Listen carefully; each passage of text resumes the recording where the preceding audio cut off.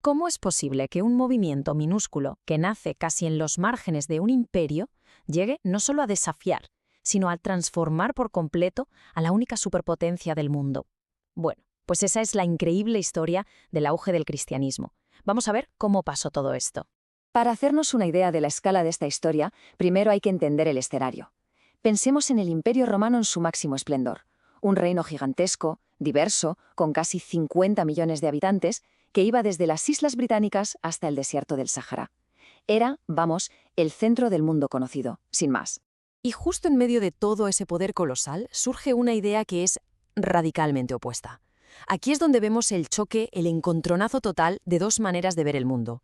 Por un lado el mundo romano, panteón lleno de dioses, poder imperial absoluto y la unidad cívica por encima de todo. Y por otro, el cristianismo, que llega proponiendo un único Dios, un rey crucificado como símbolo de poder y una comunidad de iguales que rompía con todas las jerarquías de Roma. Estaba claro que estos dos mundos iban a chocar. Y ese choque, claro, no se hizo esperar, porque el cristianismo nació en un mundo que no estaba para nada preparado para él.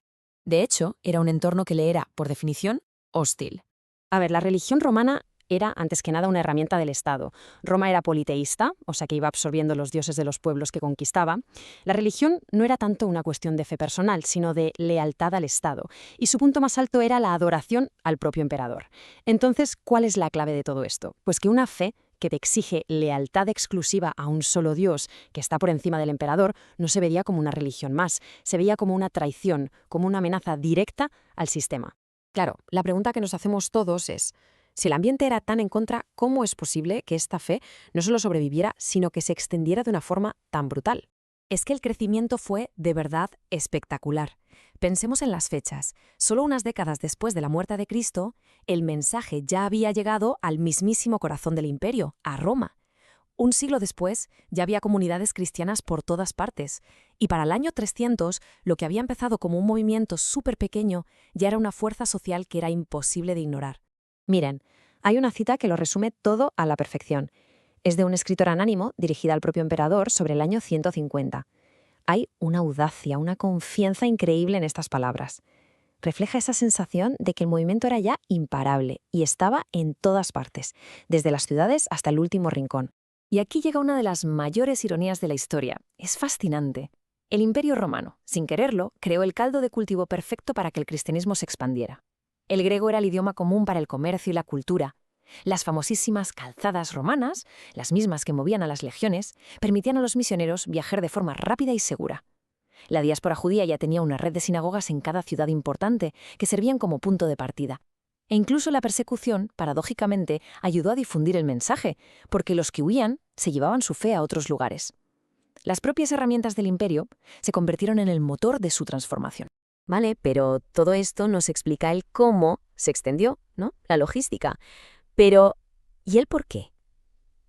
¿Qué tenía este mensaje que enganchó de esa manera a la gente del Imperio Romano?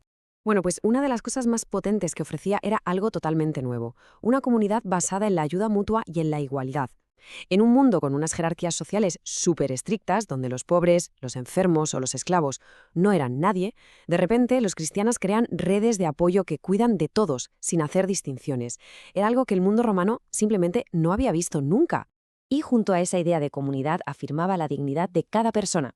Mientras que para Roma uno valía según su utilidad para el Estado, el cristianismo decía que todo ser humano, por el hecho de serlo, tenía un valor incalculable. Y en un mundo que muchos veían lleno de espíritus y fuerzas malignas, también ofrecía la seguridad de un poder superior, un Dios bueno que podía protegerlos. Y luego estaban quizás los dos ganchos más fuertes de todos, la esperanza y el testimonio. La promesa de una vida después de la muerte daba una esperanza increíble en una época donde la gente moría muy joven. Y el testimonio de los mártires, ver a gente dispuesta a morir de formas horribles por su fe, tenía un poder de convicción brutal. La gente debía de pensar, ¿pero qué es esta fe para que alguien esté dispuesto a morir así?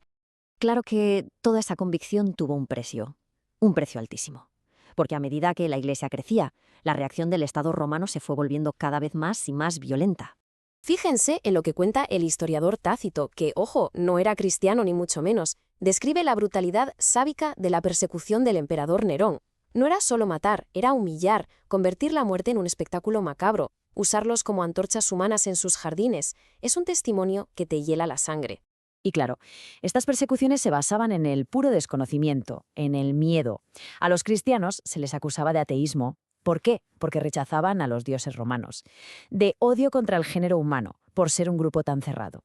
Y luego, por no entender sus prácticas, llegaron acusaciones loquísimas y terribles como que cometían incesto porque se llamaban hermano y hermana, o canibalismo por el misterio de la cena del Señor. Pero en mitad de todo este horror aparecen figuras que son ya leyenda, como la de Policarpo, un obispo ya muy anciano. Cuando el procónsul romano le exige que maldiga a Cristo para salvarse, su respuesta después de toda una vida es esta declaración de lealtad tan tranquila y tan firme. Y cuando ya le amenazan con quemarlo vivo, su desafío es que es increíble. No hay ni una pizca de miedo en sus palabras, solo la convicción total de que el juicio final era mucho más real que el fuego de los romanos. Historias como esta corrían por todo el imperio e inspiraban a muchísima gente. Pero es que, a pesar de todo esto, la Iglesia no paraba de crecer. Así que el imperio, ya a la desesperada, lanzó un último ataque con todo lo que tenía para intentar erradicarla de una vez por todas, la que se conoce como la Gran Persecución. Y esto ya no eran persecuciones locales o esporádicas, no.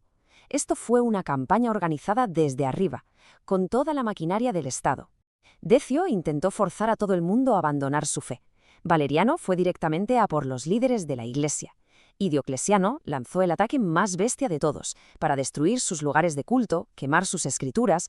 Fue sin duda el enfrentamiento final, el más sangriento.